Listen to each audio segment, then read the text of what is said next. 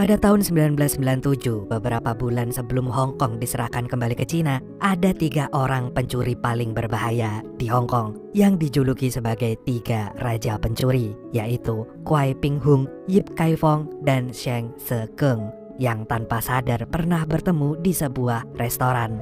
Dari pertemuan yang gak disadari itulah muncul sebuah rumor kalau mereka berniat melakukan sebuah perampokan yang besar, padahal mereka sama sekali gak mengenali satu sama lain. Cheng adalah orang yang demen banget menculik anak orang kaya yang kemudian akan ia mintain uang tebusan dengan harga yang sangat fantastis. Namun jika sampai jumlah uang tebusannya nggak sesuai, Cheng yang kelihatan santuy ini akan menghabisi nyawa orang yang ia sandra tanpa belas kasihan sedikit pun. Bahkan meski polisi mengawasinya, Cheng dengan 1000 akalnya selalu berhasil mengelabui polisi hingga membuat dirinya seakan-akan kebal terhadap hukum. Ia nggak pernah sekalipun masuk penjara, apalagi pulang dengan tangan kosong. Dan hari itu, Cheng berhasil membawa pulang uang sebesar 3 miliar dolar.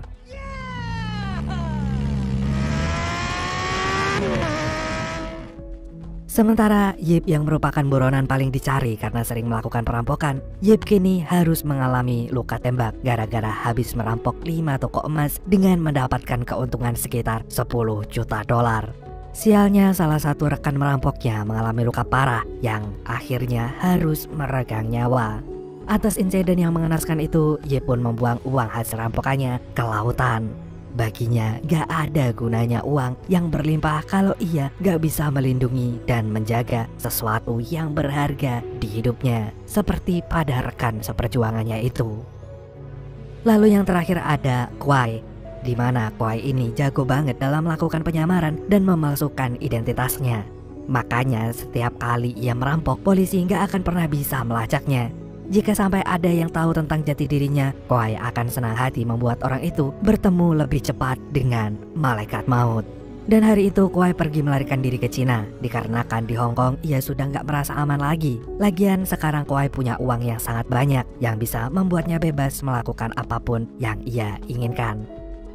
Dan keesokan harinya, Kwai pergi ke restoran untuk menemui 2 orang anak buahnya yang baru saja direkrut oleh orang kepercayaannya. Nama mereka adalah Wong Lei dan Hong Qi. Setelah melihat anak buahnya, Kwai memberikan segepok uang pada orang kepercayaannya itu. Ia lalu pergi ke rumah temannya yang bernama Fai. Dulu Fai ini adalah seorang kuli bangunan yang merangkap sebagai pencuri.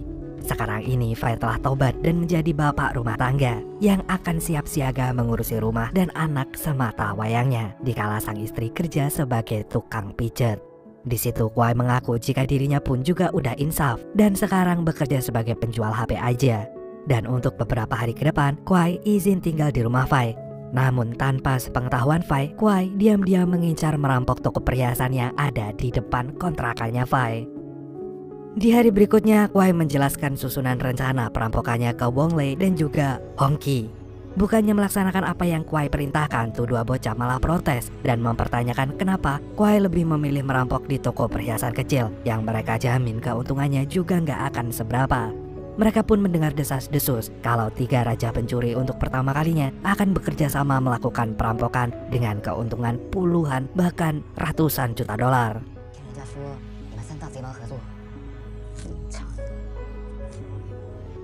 Sementara itu, Yip kini memulai lembaran hidup yang baru dengan membuka toko elektronik. Demi memperlancar bisnisnya itu, Yip sengaja memberikan vas antik kepada Chen selaku kepala perindustrian dan perdagangan sebagai sogokan agar bisnis yang masih ilegal itu bisa berjalan lancar.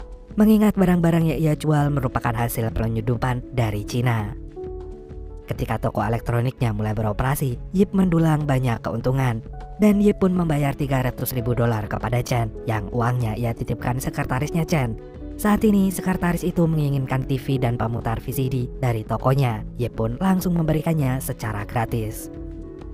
Gak berselang lama, salah seorang pegawai Yip menyampaikan sebuah berita mengejutkan. Berdasarkan kabar burung yang ia dengar, 3 raja pencuri akan melakukan perampokan besar-besaran. Yip yang mendengarnya pun hanya bisa tertawa dalam hati karena nyatanya ia nggak pernah kenal dengan Cheng dan juga Kuai. Di sisi lain, Cheng terlihat sedang merencanakan penculikan selanjutnya. Kali ini Cheng akan menculik seorang pengusaha. Awalnya Cheng ingin menyudahi culik-menculik ini, tapi partnernya tetap ngotot Cheng melakukannya. Lagian uang dari hasil penculikan itu nggak akan pernah cukup untuk menjadi dana pensiunnya Cheng. Mengingat gaya hidup Cheng aja selangit. Dan beberapa hari kemudian Cheng berhasil melakukan penculikan pengusaha itu dan menyandranya di sebuah pulau terpencil. Melihat tuh pengusaha terus bawel kayak bebek, Cheng yang memiliki kesabaran setipis tisu itu pun tanpa pikir panjang langsung menendangnya ke laut. Dan dengan cepat anak buah Cheng menolong tuh pengusaha. Mereka nggak ingin usaha mereka untuk menculik berakhir sia-sia. Dan gak lama setelah itu partnernya bilang hal yang sama tentang rumor 3 pencuri yang akan melakukan perampokan. Sontak Cheng ingin tertawa terbahak-bahak. Baginya rumor itu sangatlah konyol. Namun kalau dipikir-pikir lagi, kalau 3 raja pencuri beneran bersatu, jangankan merampok, buka warung bakso pun pasti bakalan menggemparkan dan jadi viral. Dan otomatis bakso mereka akan laris manis. Pikiran itu lantas membuat Cheng terjaga semalaman. Keesokan paginya, Cheng menelpon istri si pengusaha. Dikarenakan saat ini Cheng terusik dengan 3 raja pencuri, ia pun bersedia menerima uang tebusan dari istri itu sebesar 80 juta dolar. Setelah itu, ia pun menyuruh anak buahnya mencari Kuai dan Yip. Ia yakin dengan bersatunya 3 raja pencuri ini, ia bisa mendapatkan berjuta-juta keuntungan daripada menculik.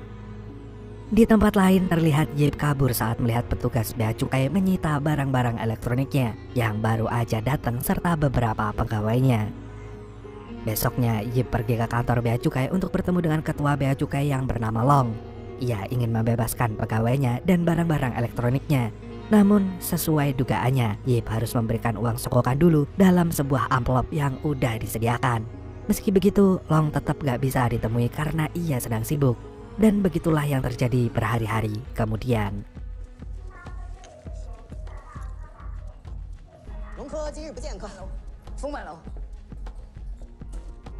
Sampai suatu ketika Yip diminta untuk menunggu di sebuah restoran. Namun setelah lama menunggu barulah Yip dihubungi kalau Long ternyata menunggu di restoran yang berbeda. Lagi-lagi ia diminta untuk membawa uang sogokan. Sewaktu berhadapan dengan Long, di situ Long malah menyindir Yip yang telah membuatnya membuang-buang waktu karena telah lama menunggu. Yip yang mendengarnya hanya bisa sabar karena itulah satu-satunya cara agar ia bisa membebaskan pegawai dan barang-barang elektroniknya. Dan akhirnya pegawainya pun berhasil dibebaskan.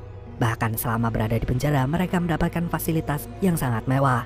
Dan gak lama kemudian barang-barang elektroniknya yang disita mulai dikembalikan kepada Yip. Setelah itu, Yip memberikan rokok gratis untuk para petugas bea cukai. Seketika, Yip pun tersadar harga dirinya udah gak ada lagi. Ketika dalam perjalanan kembali ke tokonya, sopir pengangkut barang-barang elektronik Yip menendang keluar anak buah Yip ke jalanan dan kemudian menabrak bagian belakang mobil Yip. Gak terima dengan apa yang terjadi, Yip langsung mengejarnya. Namun secepat apapun ia berlari, semuanya tetap berakhir sia-sia. Mobilnya malah semakin jauh dari dirinya.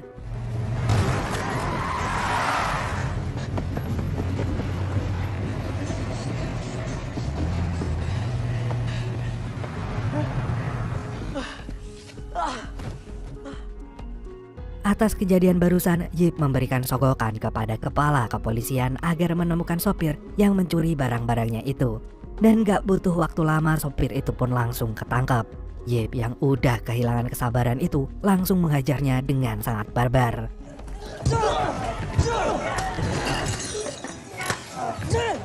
Sesaat kemudian kepala kepolisian itu meminta Yip berhenti dan memaafkan sopir tersebut. Gara-garanya tuh sopir adalah anak dari temannya yang merupakan mantan seorang komandan. Tentu saja hal itu malah semakin membuat Yip kesal sampai ke ubun-ubun. Gak ingin Yip membuat keributan, sang polisi pun mengancam akan menembak Yip detik itu juga kalau Yip berani membuka suaranya lagi. Takut dengan ancaman itu, Yip pun hanya bisa mengalah dan berusaha untuk legowo. Sementara yang terjadi dengan Cheng, ia mulai mengumpulkan informasi tentang Kuai dan juga Yip. Lalu ia memutuskan membuat sayembara. Barang siapa yang bisa menemukan Yip dan Kuai, ia akan memberikan imbalan sebesar 100 juta dolar. Dan dalam sekejap satu persatu orang mulai berdatangan menemui Cheng untuk bersaksi bahwa mereka pernah bertemu dengan Yip dan juga Kwai. 做過嚴禁款司機，你差佬居。啊！佢嗰時大大聲聲，好鬼死巴閉㗎。啲騎兵啊，係我頂爺第一個人到呢兩個字，我有一次啊。 Kabar sayembara Cheng yang sedang mencari Yip dan Kwai telah sampai ke telinga Kwai. Bahkan saking inginnya bertemu dengannya, Cheng telah menyebarkan nomor HP-nya ke semua orang. Mengetahui kabar itu, Kwai pun memilih untuk bodoh amat. Kwai lantas tetap fokus pada tujuannya yang akan merampok toko perhiasan kecil di seberang kontrakan Fai. Dan ketika Kwai memantau mobil polisi yang sedang berjaga di toko perhiasan tersebut, Fai ternyata melihatnya. Begitu mobil polisinya pergi, Kwai bersiap-siap akan merampok. Tapi sedetik kemudian, Kwai malah mengurungkan perampokannya. Kwai kemudian mengajak Wong Lei dan Hong Ki ke sebuah tempat sepi. Di sana, dua anak buahnya itu terus mengeluh karena pulang dengan tangan kosong. Mereka nggak mengerti jalan pikirannya Kwai. Padahal tadi terlihat menggebu-gebu, tiba-tiba malah lesu. Lalu terlintas di pikiran mereka kalau Kwai adalah bagian dari 3 raja pencuri. Jika memang benar begitu adanya, mereka akan merahasiakannya asalkan Kwai jujur sejujur-jujurnya. Gak ingin identitas aslinya kebongkar, Kwai pun dengan cepat menghabisi Wong Lei dan juga Hong Ki dengan sadis.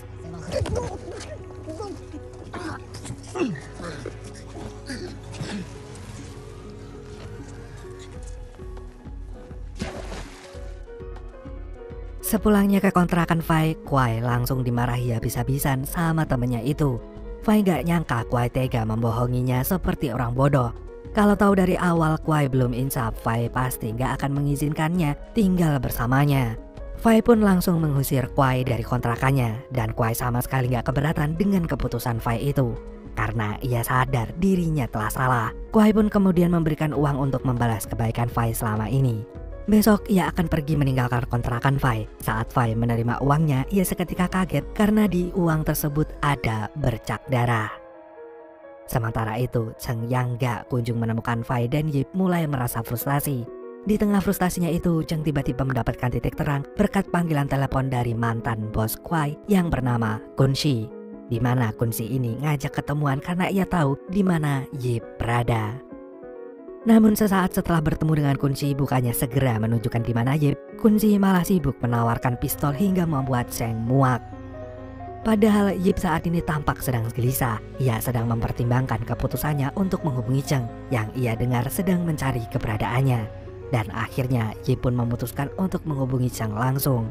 Namun anak buah Yip langsung melarangnya. Bagaimanapun juga mereka nggak mau seumur hidupnya menjadi perampok. Meski begitu, Yip tetap teguh dengan keputusannya.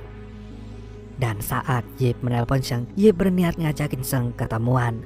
Awalnya Cheng meragukan kalau yang menelponnya sekarang adalah Yip yang asli. Namun setelah diyakinkan berulang kali, Cheng pun percaya.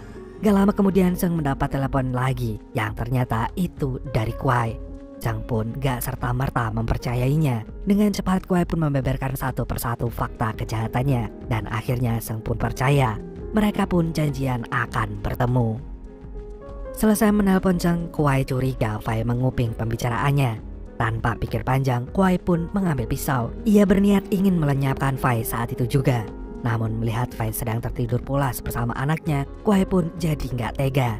Ia kemudian menunggu waktu yang tepat untuk menghabisi Fai hingga dirinya tanpa sadar malah tertidur. Sementara Yip yang telah menelpon Cheng malah dihampiri petugas polisi lantaran dapat laporan dari warga sekitar kalau Yip dan anak buahnya ini berisik malam-malam. Anak buah Yip beralasan kalau tadi mereka berdebat karena kebingungan mencari pelabuhan kapal. Untungnya tuh polisi percaya dan bergegas pergi. Namun sebelum pergi, Yip sempat mendengar petugas polisi itu merendahkannya seakan-akan Yip ini adalah orang bodoh. Gak terima dengan hinaan itu, Yip pun menembak petugas polisi itu di depan polisi yang lain yang sedang berkumpul. Alhasil Yip pun ditembak juga sampai gak berdaya.